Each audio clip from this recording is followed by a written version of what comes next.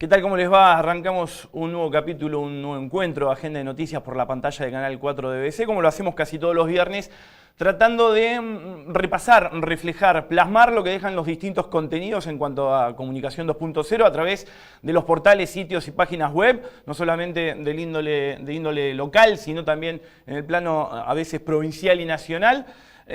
Hoy comanda la nave de Ariel Mancini, saludo a través de él también a todos los que hacen posible que este programa salga al aire todos los viernes, Eduardo Badaraco, Daniel Burgués, el Rulo Heredia, y a todos ustedes también que se ponen en contacto a través de nuestras vías de comunicación, nuestros canales, nuestros puentes para encontrarnos durante la semana, el Facebook, el Twitter, el mail, el canal de YouTube. Antes de hacer el repaso a vuelo de pájaro, como acostumbro a decir todos los viernes, y con respecto al caso del bebé del bebito de tan solo 22 meses, que ingresó violado y en grave estado al Hospital Pena en los últimos días, proveniente de Montehermoso, de la localidad balnearia de Montehermoso, nos llamamos al respeto, no al silencio, al respeto. La noticia ya ha visto la luz y se ha reproducido de las maneras más diversas a través de los diferentes canales y medios de comunicación. Desde este humilde espacio exigimos, en primera instancia, justicia. Y pedimos también cautela en el tratamiento comunicacional y mediático del tema. Si bien es un golpe que no se borra más, como dijo Pablo, el papá de Tiago, tiene que existir justicia. Y ojalá que esté iluminado el fiscal del caso, Julián Martínez. Ahora sí, Ariel, nos metemos de lleno en lo que dejó la semana. Vamos al lunes, ¿qué te parece? El lunes hay que hablar de más escrituras, ¿sí? Y ya van más de 1000, luego del operativo de notificación para ampliar los alcances del programa municipal de regularización dominial.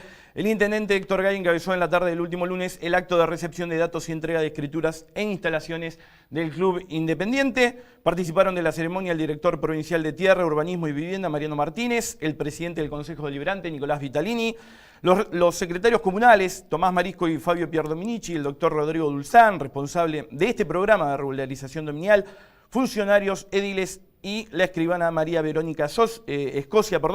El citado operativo realizado en septiembre consistió en visitar a más de 1.800 familias de Bahía Blanca, Cabildo General Serri e Ingeniero Guay, que se encontraban en condiciones de poder escriturar y que habían iniciado el correspondiente trámite entre los años 1997 y 2001, mediante la llamada Ley Pierri, para que comiencen la gestión de consolidación de dominio y obtener el título de propiedad. En este marco, más de 1.300 familias finalizaron sus trámites de consolidación de dominio, 150 formalizaron la escritura y otras 130 familias recibieron su título de propiedad. El jefe comunal consideró a todo esto que esta gestión entiende que uno de los derechos constitucionales básicos es el de la propiedad, así que bienvenida sea esta, a mi criterio, buena noticia. Vamos al martes, ¿qué te parece, Ariel? Saldando una deuda de más de 40 años, nuevamente el intendente Héctor Gay en agenda, nuevamente hay que hablar de no solamente casas, sino también asfalto, cloacas. Esta vez se comunicó que a partir de gestiones llevadas adelante ante distintos organismos del gobierno nacional, se llevarán a cabo distintas obras en Villanocito y Vista Alegre con una inversión que superará los 70 millones de pesos en el marco del programa Hábitat de Inclusión Social, al cual se adhirió en la sesión de ayer jueves. En esta oportunidad el jefe comunal estuvo acompañado por el secretario de Políticas Sociales, Fabio Pierdominici, a quien vemos en pantalla, el subsecretario de Proyectos y Obras, Alejandro Meneses, y la concejala Constanza Rivas Godio. Se firmaron convenios con el Ministerio del Interior, Obras Públicas y Vivienda de la Nación para implementar este proyecto. La iniciativa se engloba con algunas otras obras que se realizarán a partir del próximo mes y que en total significan 126 millones de pesos para barrios vulnerables, sumado a que APSA abrió el último lunes la licitación para las cloacas en Grumben. El jefe comunal destacó que Vista Alegre y Villanocito recibirán la inversión quizás más significativa de toda su historia, con un monto de 38 y 36 millones respectivamente. Nos venimos más acá en el tiempo, nos sumergimos en lo que dejó el miércoles. Ahí vamos en pantalla las primeras capturas a través de labrújula24.com. Procesamiento por un lado y falta de mérito por el otro. La jueza federal Mirta Filipuzzi dictó sobre el mediodía del miércoles el procesamiento con prisión preventiva para los jóvenes acusados de formar una banda narco que vendía drogas sintéticas en fiestas electrónicas, razón por la cual Guido Gentili, Danilo Acosta, Francisco Salazar, Mariano Trelini, Matías Gragno y Javier Selvagio deberán esperar el juicio en la cárcel, en este caso de Saavedra. En su resolución, Filipuzzi también determinó que, conforme al contexto en que se sucedieron los hechos, en concepto de responsabilidad civil, cada uno de los procesados debe asumir la suma de 250.000 pesos. Además, la magistrada dictaminó la falta de mérito para Luciano Cerrón, Federico Isla Vieira y Mauro Simón. Estos son los dueños del boliche El Reino, a quien la Fiscalía había señalado como facilitadores, ¿no?, del local bailable donde se realizó la última fiesta electrónica. Esto es lo que nos dejó el miércoles. Ahora, el jueves, Bahía Blanca se adhirió a la ley de acceso justo al hábitat. Como lo venía diciendo anteriormente, por unanimidad el Consejo Deliberante aprobó en la tarde de ayer jueves el proyecto de ordenanza por el que se adhiere al articulado, disposiciones y lineamientos de la Ley Provincial de Acceso Justo al Hábitat.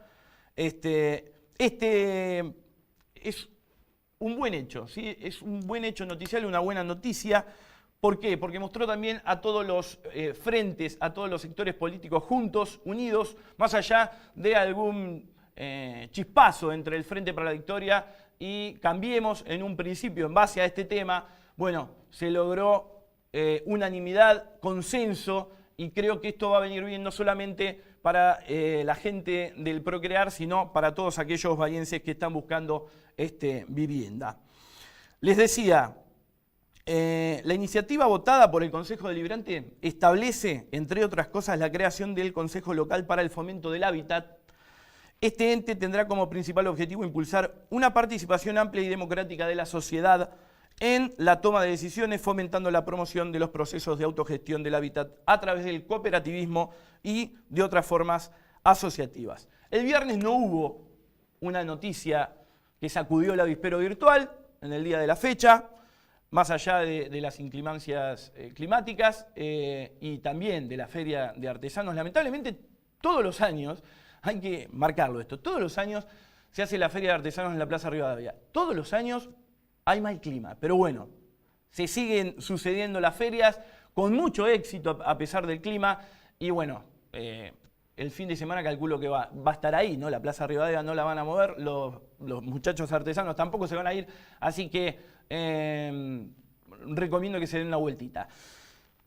Luego de 4 años designaron a un juez federal en nuestra ciudad. Ese puede ser uno de los temas del día de hoy, o pudo haber sido, de hecho algunos portales se hicieron eco de esta noticia. En el segundo bloque, hablando de jueces, lo tenemos a Juan Pablo Fernández, fiscal general. Ahora vendemos un poco, ¿qué te parece, Ariel? Mandá la tanda y después más agenda de noticias.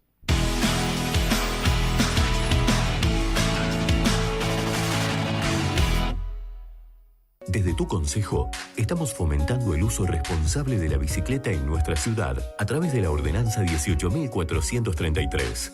Por la ciclovía, vas más seguro y no contaminás. Hagamos de Bahía una ciudad más saludable. Honorable Consejo Deliberante de Bahía Blanca. www.hcdbahiablanca.gov.ar. Somos parte de tu identidad. Estamos presentes en tu cotidiano.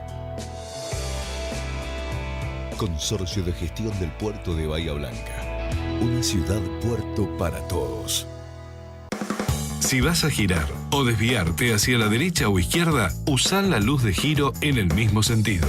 Si vas a detenerte, usa balizas. En ambos casos, por lo menos 30 metros antes. No todo se dice con palabras. Manejate seguro. Municipio de Bahía Blanca. ¿Pensaste alguna vez en todo lo que nos da la tierra? La tierra tira, la tierra llama. Tu tierra tiene la huella de lo que sos. Profértil, vida para nuestra tierra.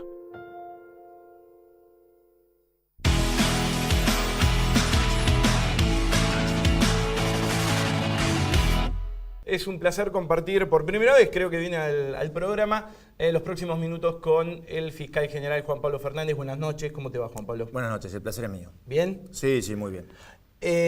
Juicios por jurado, polémica. Bueno, en realidad, a ver, es una polémica, en todo caso, producto de la falta de tolerancia a la crítica de algunas personas, de algunos organismos y de algunas personas que están detrás de esos organismos, que bueno, que tienen con los juicios por jurados una gran apuesta, también un gran negocio, en donde detrás de todo eso está la edición de libros, la venta de cursos, de capacitación, etcétera. Pero a ver, entonces han tomado la crítica mía como algo personal, ¿no? Como una cuestión en donde parece ser, como diría el viejo Vizcacha, que vieron en mi crítica a alguien que le iba a salivar el asado, ¿no? Pero, a ver, no es así. Lo que yo sostengo, lo sostengo y lo he sostenido siempre. Y va más allá de alguna absolución o varias absoluciones que se pudieron haber dado en el Departamento Judicial de Bahía Blanca. Porque si hubieran sido todas condenas... De 13 debates, Sí. 10 absoluciones. Sí. ¿No? Correcto. Bien. Ahora, si hubieran sido todas condenas, yo sostendría exactamente lo mismo. Entonces no pasa porque sean absoluciones o condenas. La crítica al juicio por jurados es muy clara y muy contundente y es irrebatible. Por eso dijiste que atrasan 160 años. Atrasan 160 años, así es, efectivamente, y atrasan más. En realidad, digo 160 años porque en los últimos 100 años la dogmática penal argentina y la dogmática penal de la que es tributaria en nuestro país, que es el derecho continental europeo, ha evolucionado muchísimo.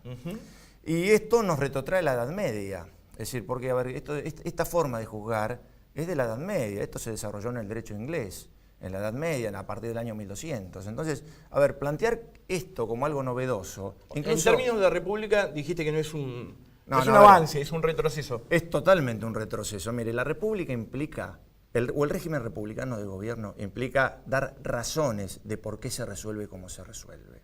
Entonces, implica explicar por qué consideramos que tal persona es culpable o por qué consideramos que tal persona es inocente frente a una imputación.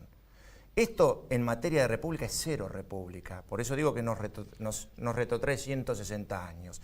Es más, yo diría más aún, nos retrotrae a la Edad Media. A la Edad Media te iba ¿no? a decir. Bueno. Porque acá el soberano, en aquel momento el rey. El rey. A ver, y ahora el pueblo no da ninguna explicación. A ver, la república implica explicar, implica razones, ¿no? Que si una persona va presa o va en libertad, debe darse razones de eso.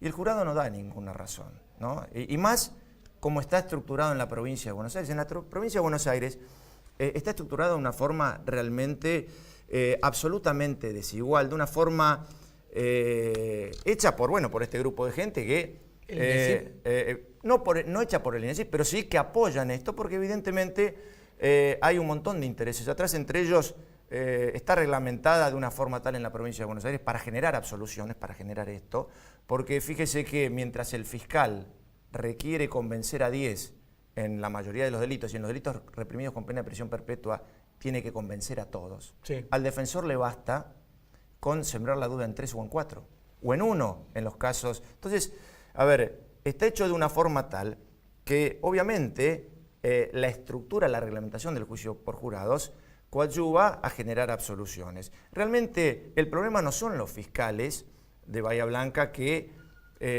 trabajan mal. En todo caso, lo que trabajarán mal son los defensores del resto de la provincia, porque si el fiscal no puede elegir el juicio por jurados y solo el defensor puede elegir el juicio por jurados y lo elige en aquel caso estratégicamente que creen conveniente a los fines de obtener una absolución, porque solamente lo eligen en función de ese interés, porque lo elige el imputado y su defensa en pos de ese interés.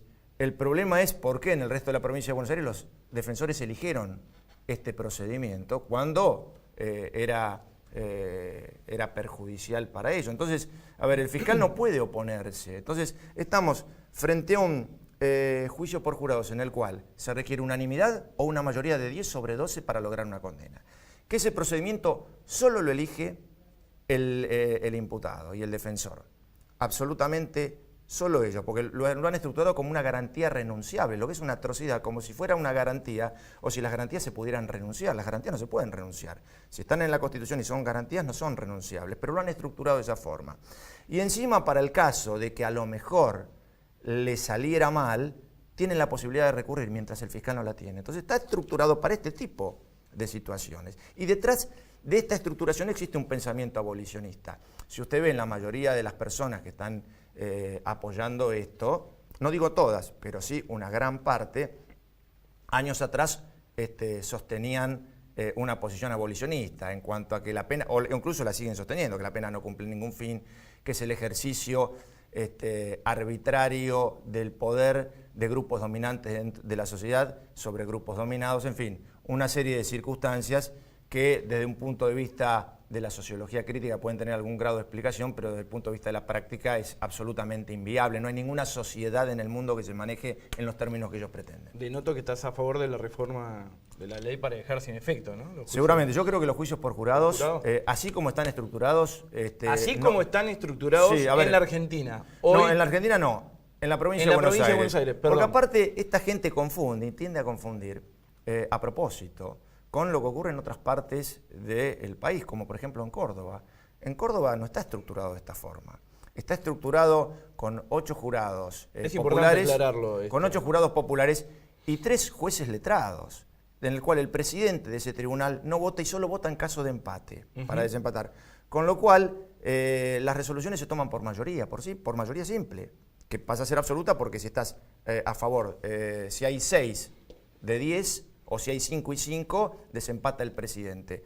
Y en Neuquén está estructurado también de una forma en la que se requiere una mayoría menor de 2 tercios, que es una muy buena mayoría de 2 tercios, 8 sobre 4. Acá piden 10 sobre 4.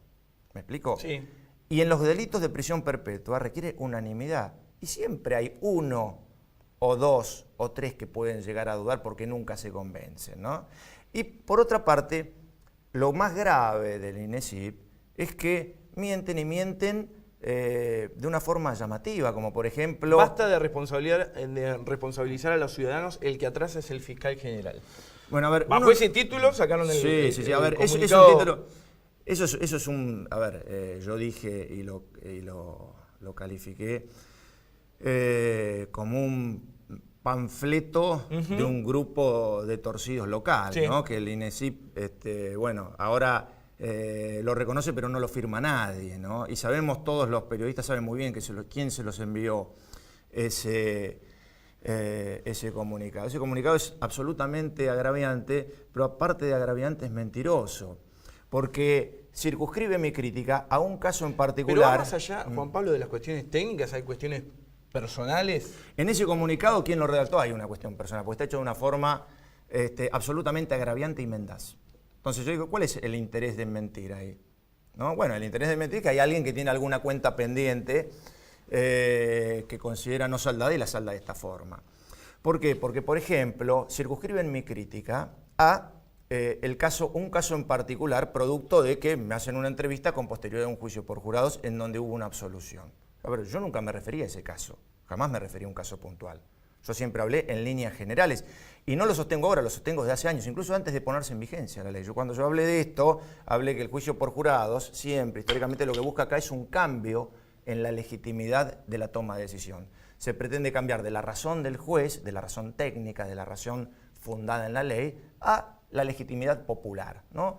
En donde no se explica por qué se hace lo que se hace, pero como es el pueblo, si resuelve el pueblo, entonces el pueblo no tiene por qué quejarse.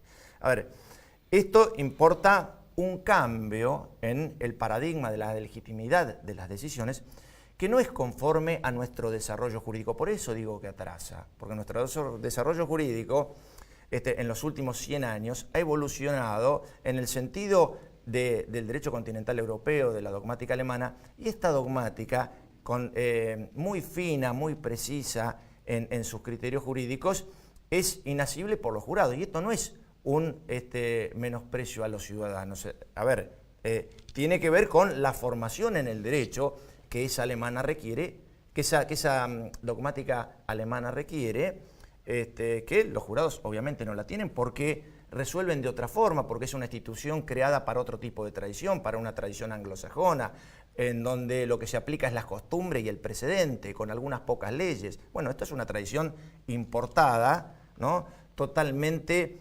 ajena a nuestra forma de ser, de pensar y de razonar desde un punto de vista técnico-jurídico. Más allá de los agravios encontrados y cruzados, creo que el tema corresponde que esté en agenda. Pero por supuesto, pero a ver, ¿cómo porque uno opina distinto van a salir a agraviar de esa forma, tratando de ineficientes a los fiscales? Si el sistema está inclinado de una cancha para que los fiscales, de una forma tal, y plantean la situación, en términos futbolísticos podremos hablar de cancha, ¿no? Sí, inclinada sí. de un modo tal para que los fiscales pierdan. Un fiscal arranca ese juicio perdiendo 6-0.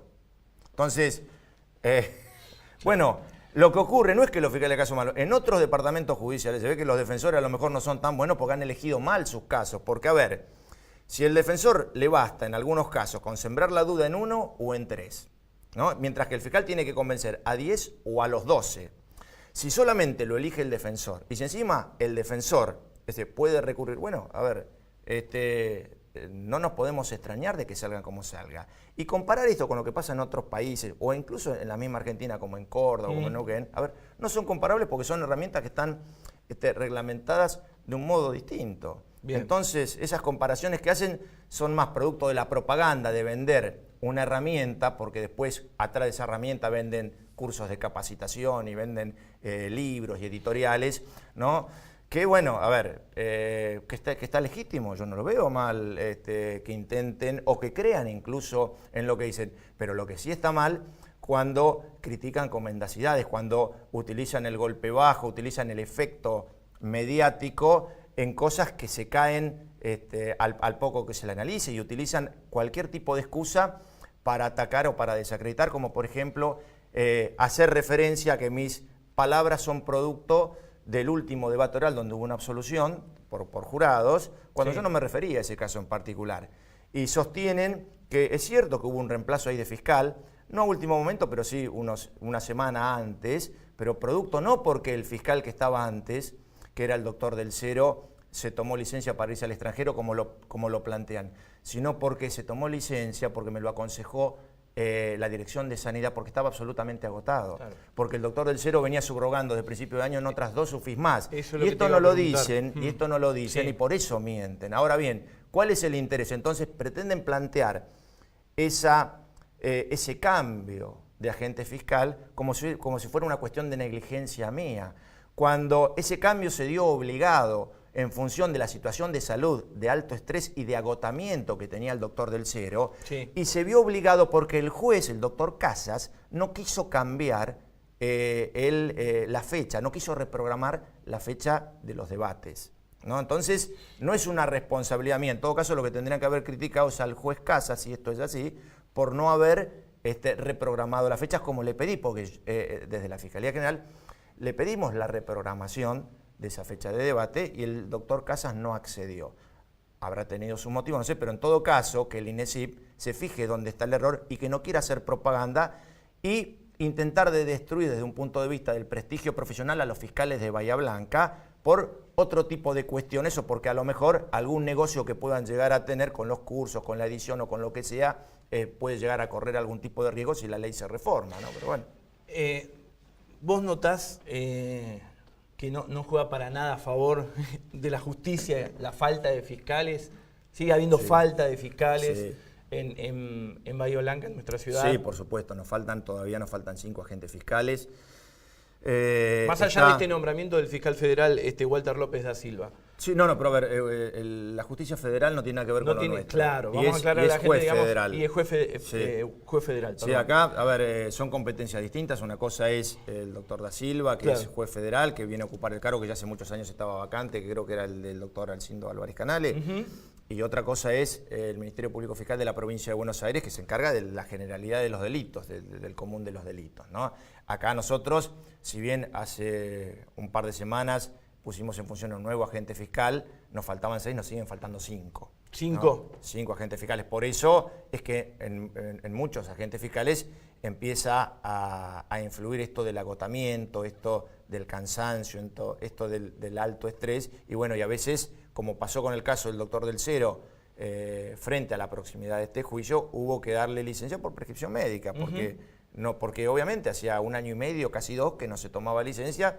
Y las personas los fiscales son también personas, son seres humanos, se agotan, se estresan, ¿no? y requieren también tomarse algún tiempo de descanso para reponer energías. Juan Pablo, ¿y qué otra arista, qué otra particularidad tiene la justicia local más allá de la falta de fiscales? ¿Cómo ves hoy a la justicia de Bahía Blanca? En línea general. Le falta inversión, le falta herramienta. Por lo menos, a ver, yo puedo hablar del Ministerio Público Fiscal, que es lo que manejo yo. Bueno, acá nos falta inversión, pero no es de ahora, no es del último 6 meses, del último año, ni de los últimos 10 años, es de décadas de desinversión. Falta invertir en una buena morgue, en un buen laboratorio, en equipamiento técnico, hasta las cosas más sencillas, como es, por ejemplo, el análisis de un teléfono celular o de una computadora personal, tenemos que hacerlo fuera de la ciudad de Bahía Blanca, no porque no haya profesionales, porque hay muy buenos profesionales en la ciudad, sino porque no tenemos un lugar donde realizarlo, no tenemos una buena morgue, con un equipamiento adecuado. Falta estructura edilicia. Falta estructura edilicia y falta aparatología, falta inversión, claro. Que no es una inversión descomunal en materia de presupuesto, pero sí hay que destinar algo del presupuesto a esto si es que en verdad nos interesan las buenas investigaciones, si es que en verdad nos interesa el esclarecimiento de los delitos. Generalmente hablamos del problema de la inseguridad, del problema de las investigaciones, lo ponemos en las agendas, pero... ¿A quién le corresponde esa decisión? Esa decisión le corresponde a los poderes políticos, que son los que distribuyen el presupuesto. El Poder Judicial en la provincia de Buenos Aires es la parienta pobre de los demás poderes, ¿no? Es la hermana pobre, es la hermana a la que hay que ayudar, los demás poderes, porque no tiene su propio presupuesto, claro. no tiene su autarquía, entonces hay que pedirle a los legisladores que lo impongan en el presupuesto, hay que pedir al Poder Ejecutivo que asigne determinadas partidas. Bueno, a ver, se requiere inversión, porque realmente hoy en día, sin una buena policía científica, sin una buena morgue, sin un buen laboratorio, sin un buen trabajo en las áreas científicas, es muy difícil investigar. Esto lo vemos, a ver, estamos a años luz de lo que se ve en las películas, CSI, como por ejemplo, a ver, uno no pretende laboratorios de esa envergadura, pero sí que se puedan hacer una autopsia, algo tan simple como una autopsia, con determinados estándares de eficiencia. ¿Y eso entorpece también el trabajo mancomunado entre las fuerzas políticas, de la justicia y también de la seguridad? No, eso nos limita. No limita, porque la forma en la cual el derecho penal puede contribuir a la seguridad es a través de la prevención general que implica la pena. Y lo que implica una investigación eficiente, ¿no? y el descubrimiento de la verdad. Esto limita los niveles de seguridad. ¿Por qué? Porque no hay nada que estimule más al delincuente que el pensar que no va a ser atrapado. Entonces, si el Ministerio Público Fiscal no tiene las herramientas necesarias para demostrar eficiencia, para demostrar una buena investigación y para atrapar a los delincuentes, bueno, el sistema se torna ineficiente. Y no hay peor propaganda y no hay peor y mejor estímulo para el delincuente, para aquel que quiere ingresar al circuito delictivo, que la convicción de que no va a ser atrapado, porque siempre el delincuente tiene la convicción de que no va a ser atrapado, porque si no, no delinquiría. Ahora bien, en la medida que el sistema se muestre eficiente, y lo sea, esa convicción en la mayoría de las personas va a cambiar y no va a haber tanto ingreso al circuito delictivo. Y este es el fin preventivo de la pena, ¿no? Claro. Y esto es lo que disuade al delincuente o a aquella persona que quiere ingresar al circuito delictivo a hacerlo. Es decir, la convicción de que si lo hace y si comete un delito va a ser atrapada. Entonces, tenemos que generar esa convicción en la mayoría y esto va a generar un efecto preventivo. Ahora, para generar esta convicción en la mayoría de los habitantes, para que cada vez menos gente ingrese al circuito delictivo, necesitamos inversión en tecnología, porque hoy en día... Y para que la gente recupere, Juan Pablo, la confianza en la justicia. Por supuesto, ¿no? Por supuesto. Es a ver, un ida y vuelta esto. De eso se trata. Lo que pasa es que la gente que se comporta conforme al derecho, esa gente no ingresa al circuito delictivo, porque ya tiene buenos valores. Entonces, en ese que es la mayor parte de la población, ¿no? Porque hay que decir las cosas como son, la mayor parte de la población no delinque, ¿no? Es una minoría de la que delinque, pero ¿qué es lo que ocurre? Tenemos que hacerle ver a esa minoría de la población que delinque que si delinque los vamos a atrapar. Entonces, para esto, que es lo que genera el efecto preventivo y disuasivo respecto de la delincuencia, tenemos que tener las inversiones necesarias, la estructura necesaria, la aparatología necesaria para tener investigaciones eficientes. Y hoy en día, en Bahía Blanca, en nuestro departamento judicial, ¿Carecen de eso? se nos complica hasta determinadas diligencias sumamente simples, como puede ser una diligencia autopsial, ¿no? Como puede ser el análisis de un CPU, Sí. como puede ser el análisis de un teléfono celular. Y no es porque no tengamos en la ciudad buenos profesionales que lo puedan hacer, pero sí no tenemos ni la aparatología, ni tenemos un lugar destinado a esto, porque esto debe hacerse bajo determinados estándares, bajo determinados parámetros, bajo determinados controles. Juan Pablo, muchas gracias por haber venido, nos quedamos sin tiempo. Bueno, cómo no, gracias a ustedes por invitarme. Y de esta manera llegamos al final de un nuevo capítulo de Agenda de Noticias. No se olviden las remisiones. Buen fin de semana.